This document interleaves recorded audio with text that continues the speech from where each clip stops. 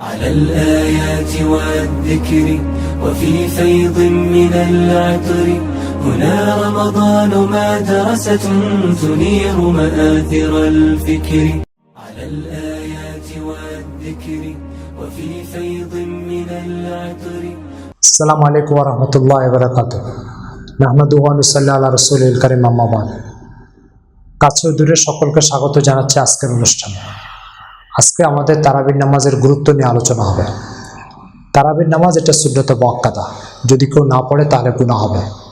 20 রাকাত তারাবি এটা প্রত্যেক মুসলমানের জন্য পড়া সুন্নত মুআক্কাদা এবং এটার প্রতি উদাসীনতা এটা ইসলামে গ্রহণযোগ্য নয়। আমাদের ফিকহ কিতাবে এটা লেখা আছে, কোন এলাকার লোক যদি তারাবি ছেড়ে দেওয়ার ব্যাপারে ঐক্যমত্য পোষণ করে তো ইসলামী রাষ্ট্রের উপরে জরুরি যে রাষ্ট্র তাদের বিরুদ্ধে লড়াই করবে।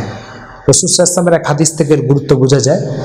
জান আব্দুর রহমান ইবনে আউফ রাদিয়াল্লাহু তাআলা আনহু قال رسول الله صلى الله عليه وسلم ان الله افترض عليكم صيامه وسننت لكم قيامه فمن صامه ايمانا واحتسابا غفر له ما تقدم من ذنبه।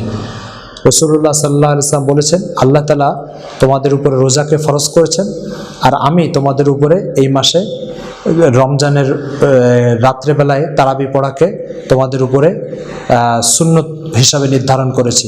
যে ব্যক্তি সওয়াব পাওয়ার আশায় এই রাত্রেবেলায় তারাবির নামাজ পড়বে তার পিছনের গুনাহকে মাফ করে দেওয়া হবে।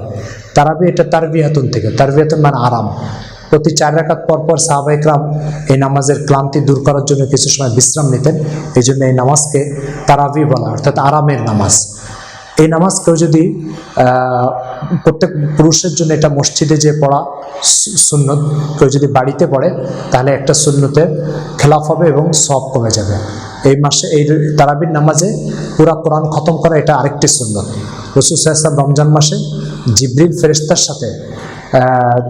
ফেরেশতার সাথে এই নামাজ কোরআন দৌড় করতেন, দৌড় করে অর্থাৎ নিজে একবার জিবরিল থেকে শুনতেন আর জিবরিলকে একবার কোরআন শোনাতেন।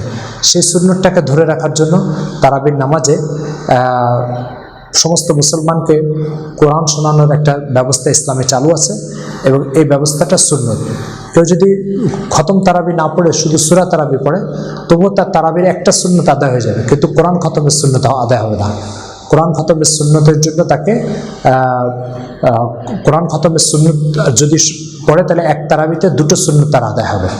আর যদি কোরআন খতমের সুন্নত না পড়ে শুধু সূরা তারাবি পড়ে তাহলে একটা সুন্নত থেকে সে বঞ্চিত হবে। তারাবির নামাজ কেউ যদি তারাবির নামাজ এটা এশার পরে পড়তে হবে।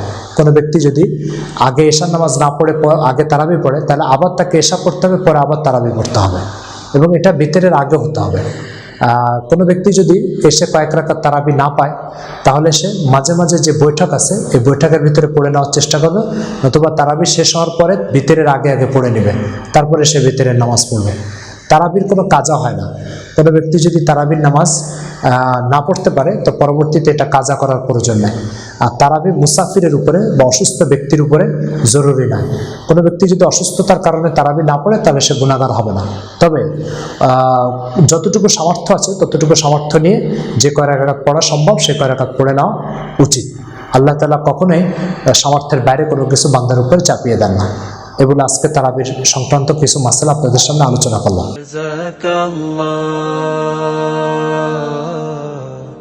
জাযাকাল্লাহ।